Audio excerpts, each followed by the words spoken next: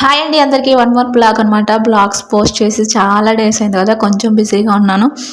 So ఈరోజు blog ఏంటంటే మా బాబు బర్త్డే ముందు రోజు అనమాట. మా తమ్ముడు మా అమ్మ వాళ్ళు అందరూ వచ్చారు. ఇంకా బాబు బర్త్డేకి షాపింగ్కి వెళ్తున్నాం మేము అందరం కలిసి. అందుకని చెప్పేసి ఇవన్నీ మంచి మెమొరీస్గా ఉంటాయి కదా, అందుకని ఎంత బిజీగా ఉన్నా ఇలాంటి పిల్లలకు సంబంధించిన బ్లాగ్స్ మాత్రం కన్ఫామ్గా తీస్తాను.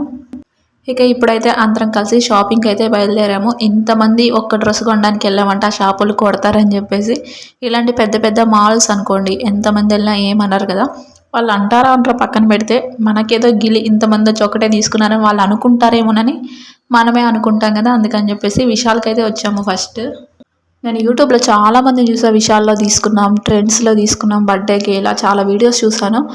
నాకు అందుకని చెప్పేసి ఒకసారి మేము కూడా ట్రై చేద్దాం. మామూలుగా అయితే షాపింగ్ మాల్స్లో అలా తీసుకుంటాం కానీ ఇలాంటి వాటి కాడ అయితే ఎప్పుడు తీసుకోలేదు.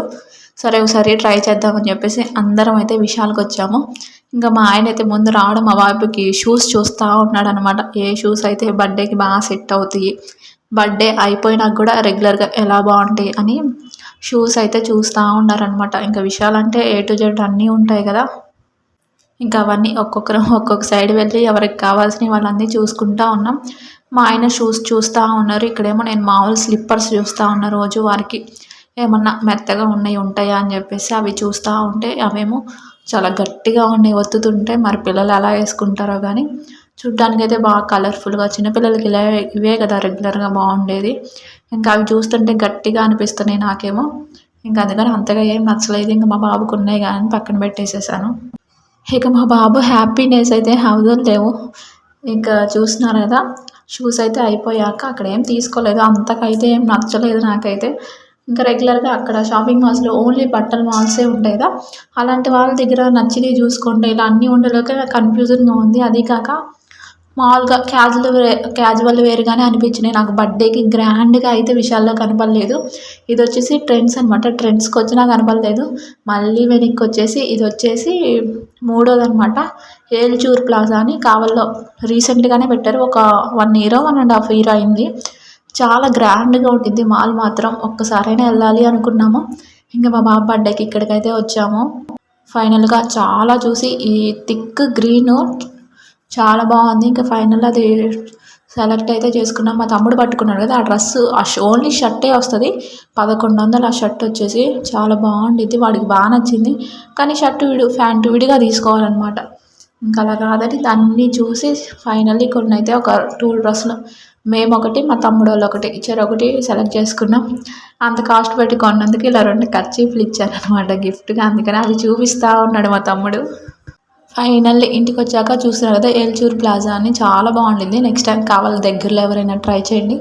కలెక్షన్ కూడా కొత్త కొత్తవి చాలా బాగున్నాయి. ఇది వచ్చేసి కోట్ మోడల్ అనమాట. ఇంకా బాయ్స్ కంటే కోటు ప్లాజా ఇంక ఇవే ఉంటుంది. ఇవేమీ వద్దంటే టీషర్టు ప్యాంటు తీసుకోవాలి, ఇంకా తప్పదు కదా. కోట్లో ఈ మోడల్ బాగుంది, పాప్కార్న్ మోడల్ అని.